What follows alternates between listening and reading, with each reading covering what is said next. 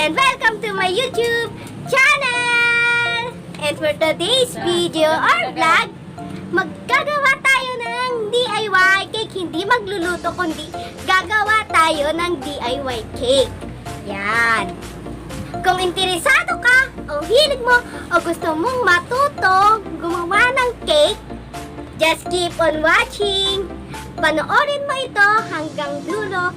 But don't forget to like and subscribe to my YouTube channel. Okay, let's start! Tara!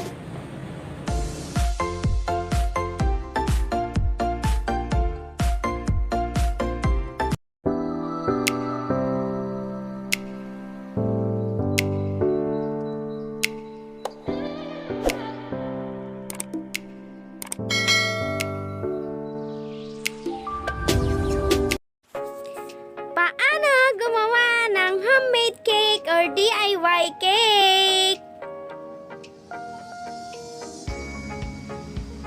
Okay, let's start! Ito ang mga sangkap na ating gagamitin. Lava cake, Nestle cream, condensed milk,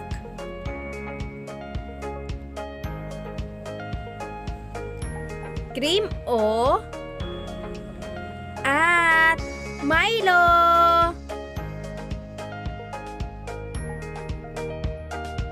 Tanggalin ang balat ng lava cake.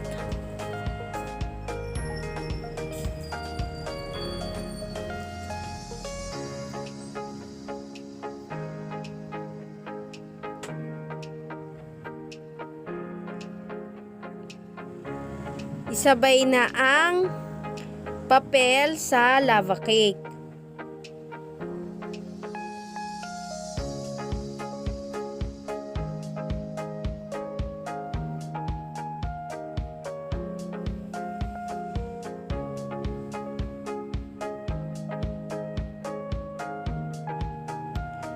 Pagkatapos matanggal, hatiin ito sa gitna. Yan. Ingat lang guys kasi minsan nadudurog. Kaya hinay lang sa paghiwa. Ihanda na ang cream na gagamitin. Ilagay ang Nestle cream sa bowl. Haluin ito ng mixer para mahalo itong mabuti hanggang ito ay maging foamy.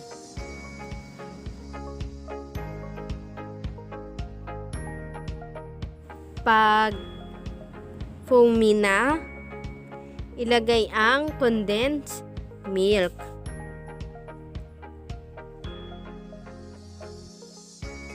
Haluin ulit.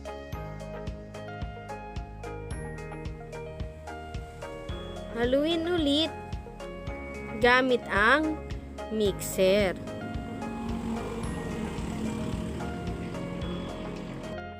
Sa isang bowl, ilagay ang cream.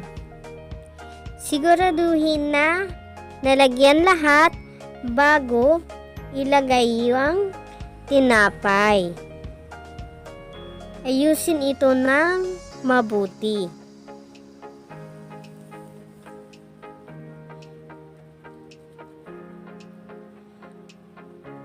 Ilagay na ang tinapay. Siguraduhin na nalagyan lahat ang bawat sulok ng tinapay. Yan. Pangalawang layer na tayo. Ulitin lang ang unang proseso hanggang sa matapos ang ating pag-layer. Yan.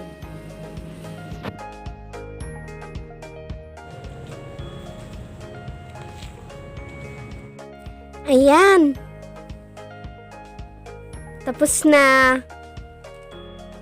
Ilagay muna natin sa ref nang magdamag. Ayan. The next day. Ihanda na ang chocolate.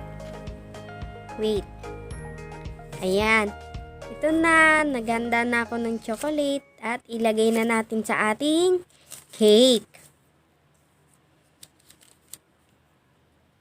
Lagay na natin.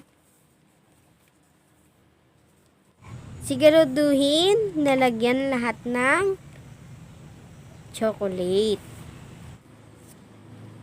Ayan. Nalagyan na lahat. Isunod na ang paglagay ng Milo sa ibabaw. Yan. Ping, ping, ping, ping, ping. Ayan. Ayan na. Ilagay na ang ating cream sa ibabaw para meron namang konting design lang. Yan. Lagyan naman natin ng konting design. Design lang natin yan sa ating cake. Ayan. Ayan. Ito na ang ating DIY cake. Kung bago ka pa lang sa aking YouTube channel, don't forget to like and subscribe. Hit the notification bell for updated videos. Tara, kain na tayo guys. Bye-bye. See you on my next vlog. Mwah, mwah, mwah.